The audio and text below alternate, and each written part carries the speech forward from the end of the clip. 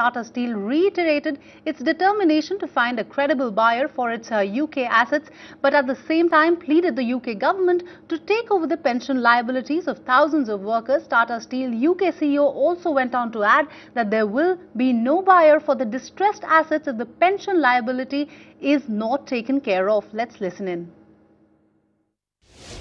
It needed some significant investments. There was a certain level of profitability that was still there.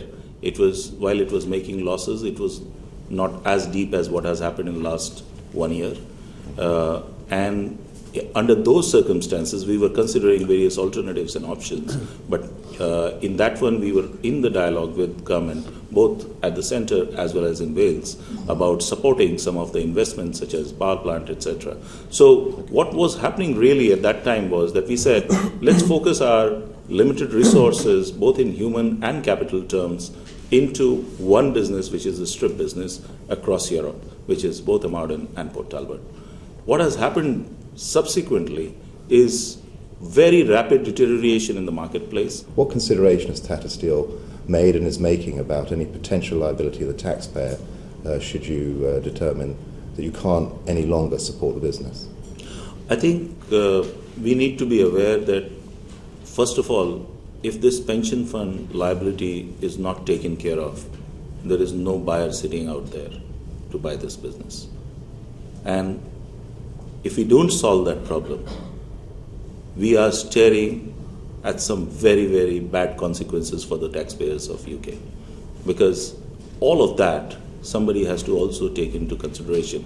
It's not just a matter of the number of people employed by Tata Steel UK, but it is a matter of the entire supply chain dependent on that. Entire community is dependent on that. And I do not know who has done the arithmetic around the economic and social consequences of that kind of a disaster. But what arithmetic has Tata done for its responsibility? I mean, you bought the business, you knew what the pension liabilities deficit were at the time. I assume you followed all the rules and regulations about that, but do you think there's a deeper problem here about the way in which corporations can look at their pension liabilities and their pension deficits, and when times get bad, just walk away? No. Tatas have constantly put money into the business, money into the pension fund. We have had active dialogue with our trade union partners. We tried to resolve it only 18 months ago in a more favorable manner. We have acted most responsibly as much as it can be within the limits of being responsible, not just to our employees and shareholders, customers. Everybody is under uncertainty.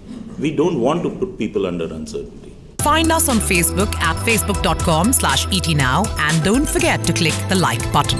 You can also follow us on Twitter at etnowlive. To stay updated with all our programming, hit the subscribe button on our YouTube channel by logging on to youtube.com/user/etnow.